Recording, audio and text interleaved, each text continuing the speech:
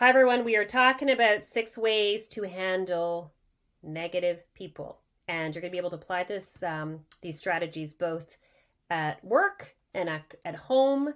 So, whether or not you are a business owner, you're a manager, you're an emerging leader, whether or not you're a professional, whether or not you're a parent, it doesn't matter. This is one of those topics that really transcends to all parts of our life. And it's really important that we master these leadership skills because if we don't learn how to deal with negative people, it can highly impact us, highly impact us. So I've been doing this work for 25 years, both with families and businesses. So this is something that I know very well in terms of how do we do this? What are some of those practical things that we can do? All right, so let's dive in. 6 things, everybody, 6 things.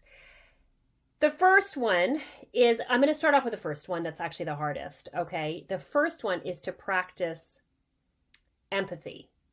I'm going to start off with the hardest one because when we are dealing with negative people, usually they say things that are hurtful, that are unkind, that are maybe mean-spirited. And so how on earth, you're thinking, Karyn, how on earth can we be showing empathy to somebody that is actually so mean? And empathy does not mean we excuse it, doesn't mean we take it, it doesn't mean we are this martyr.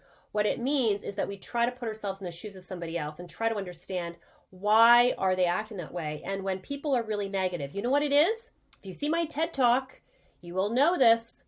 When somebody is negative and they're sitting in that left chair, or actually the right chair, it could be the left chair or the right chair. Actually, it might be actually more the right chair when people are really negative, but it could be on the left chair. You got to go watch my TED Talk to understand what I'm talking about. But why are people really negative? It's because they have massive insecurity. It's coming out in negativity. It's coming out as criticism.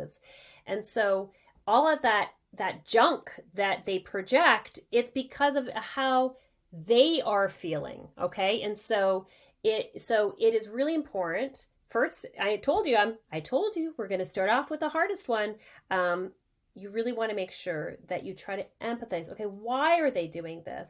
It's because they're not really happy about their own life. Okay, so you can try to practice it. It's hard. I'm not saying these are easy. I'm just saying they're effective. Okay, so that's the number one. That's the first one. Number two is, and you can do these out of order. Okay, I'm just going to give you the 6. Number 2 is I want you to really be mindful on surrounding yourself with people who are super positive because this is the beautiful thing about as we get older, and even for kids, when I'm coaching parents around helping our kids, who we choose as our friends is one of the most important decisions that we can actually make. Really, one of the most important decisions. And so as we get older, as adults, we learn that who we choose to surround ourselves in terms of our people, our teams, our mentors, our clients, our friends, our partners. So you want to be very mindful in terms of surround yourself with people who are positive. And when I say positive, I'm not talking about toxic positivity where they just say everything is fine. People that really are optimistic. Okay, they can be truthful about what's going on. They can see things in a glass half full while being a realist. Okay, so it is important that you are very careful.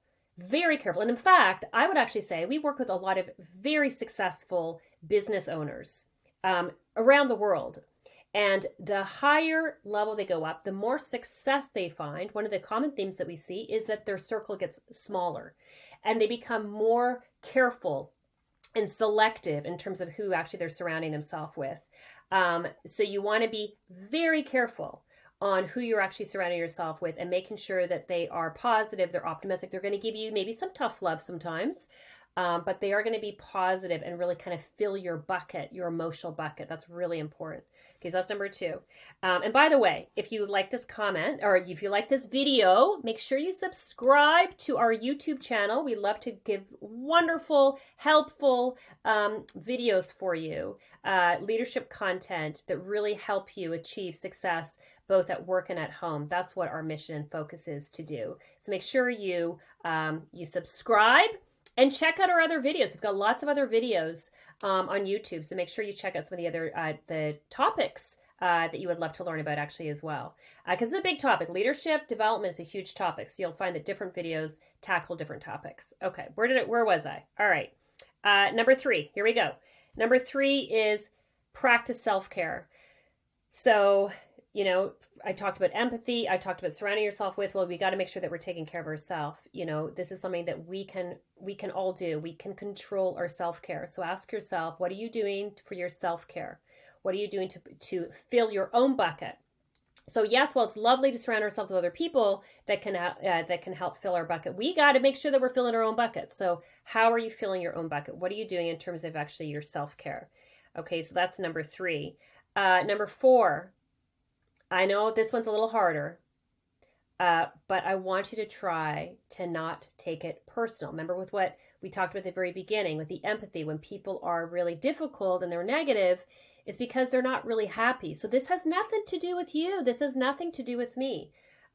This is just where they're at in their life. And so it's very important that we put a little shield around ourselves and we don't take it personal. Okay, we don't take it personal. Now, they might be giving us some important feedback. So I don't want you just to discount it. Say, well, they're negative or they're critical. I'm just going to no, they may actually be saying something that is actually really valuable. Just try to weed it out a little bit. Is there some truth? Is there a nugget here that I got to pull out something? And so try to see the feedback actually as data, but still don't try to personalize it. The next one is practice assertiveness.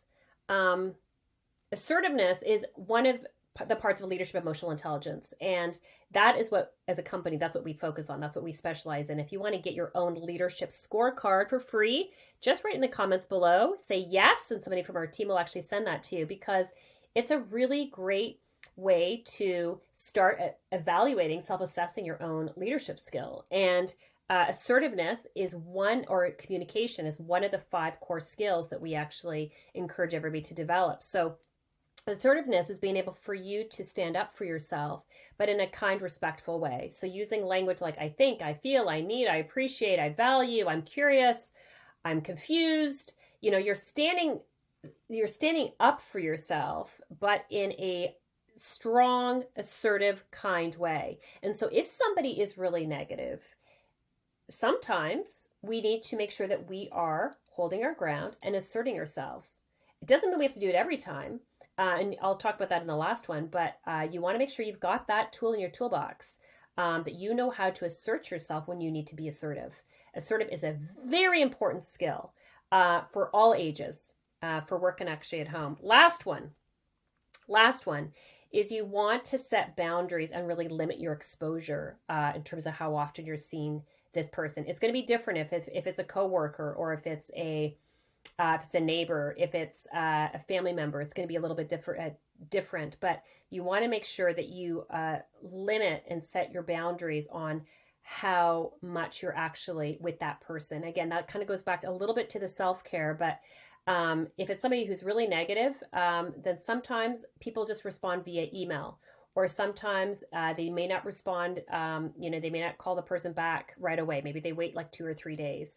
Or, you can decide on kind of what does creating space and what is a boundary, what does that actually look like? But that's kind of part of your own self-care. That's kind of like you protecting yourself. And it's going to be different depending on the actual circumstance and what the relationship is and what the context is. But as a golden rule, space and boundaries and limiting exposure is a really, really powerful strategy to manage people in our life that is actually negative and difficult.